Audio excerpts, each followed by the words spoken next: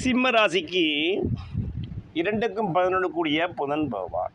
கன்னிராசி என்று சொல்லக்கூடிய தனஸ்தானத்தில் அதி உச்சம் பெற்று அவர் புஷ்கரணவாம்சம் அஸ்தம் சாரம் பெற்று புதன் திசை புதன் புத்தி நடந்தாலும் இதனுடைய நட்பு கிரகமான ராகு திசை ராகு புத்தி நடந்தாலும் இதனுடைய யோகரமான சனி திசை சனி புத்தி நடந்தாலும் மாபெரும் ராஜயோகத்தை தரும். அதாவது இப்படிப்பட்ட இந்த புதன் பகவானுக்கு 3 என்று சொல்லக்கூடிய முயற்சி ஸ்தானத்தில் கரும்பாம்பு ராகு அமைந்து இந்த ராகு பகவானுக்கு லாபஸ்தானத்தில் புதன் பகவான் கண்ணியில் அதி உச்சம் பெறும் பொழுது இந்த ராகு திசை இந்த ஜாதருக்கு அபரிவிதமான தனவரவு யோகையும் மிக பெரும் சூட்சமான ராஜயோகத்தையும் தரும். விருச்சிகம் என்ற வீடு ஒரு மனிதருக்கு பாதாள திறவுகோள் ரகசியங்களையும் புதைபோல் ரகசியங்களையும் உட்புறவில் செய்த நற்கர்மாவின் பலனாகவே இப்பிறவிகள் இப்பூலோக ரகசியங்களை யோகங்களை இப்பிறவில் இவர்கள் அனுபவிக்க முடியும். இப்படிப்பட்ட அனுபவிப்பவர்களுக்கு ராஜயோகமான இந்த சிம்மராசிக்கு 12ஆம் வீட்டில் 6 கூடிய பாருமைந்தன் மறையும் பொழுது அது விபரீத தனயோகம் எனப்படுகிறது. அந்த விபரீத தனயோகம் எனப்படும் இந்த பானுமைந்தனுக்கு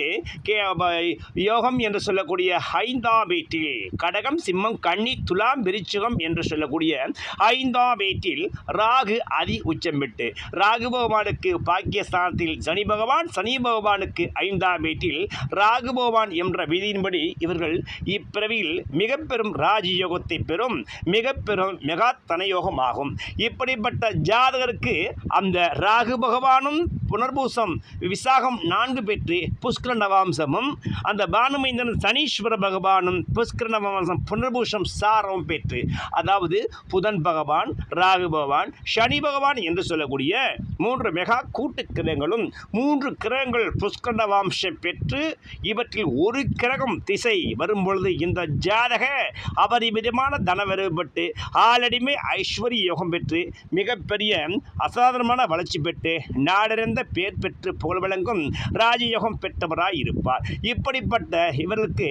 யோகம் அரிதாக வேலை செய்யப்படும் என்றால் இந்த ராகு பகவான் வாங்கி இருக்கின்ற இந்த குரு பகவான் வக்ரம் பெற்றிருந்தால் சிறப்பான மிகப்பெரிய ராஜயோகத்தை இந்த கரும்பாம்பு ராகுவுக்கு இந்த குரு பகவான் செய்வது நிதர்சனமான உண்மை. இப்படிப்பட்ட ராஜயோக ஜாதகத்தை ஆராய்ந்து பார்க்கும் பொழுது பல 100 ஜாதகங்களை ஆராய்ந்தால் சில 2-3 ஜாதகங்களை இப்படிப்பட்ட யோகத்தை அணைய முடியும். அந்த வகையில் மகா சக்கரவர்த்தியாக திகழக்கூடிய இந்த சிம்ம ராசியில் பிறந்தவருக்கு அதாவது சந்திரனும் சூரியனும் இந்த ஸ்திரராசியில் அமர்ந்து அமாவாசை யோகத்தில் அமையப்பட்டிருப்பது சிறப்பு. இப்படிப்பட்ட மக நட்சத்திரத்தில் பிறந்திருந்தாலும் இவர்களுக்கு மகம் என்று சொல்லக்கூடிய கேது திசை முதல் திசையாகவும் சுக்கிர திசை 2வது திசையாகவும் சூரிய திசை 3வது திசையாகவும்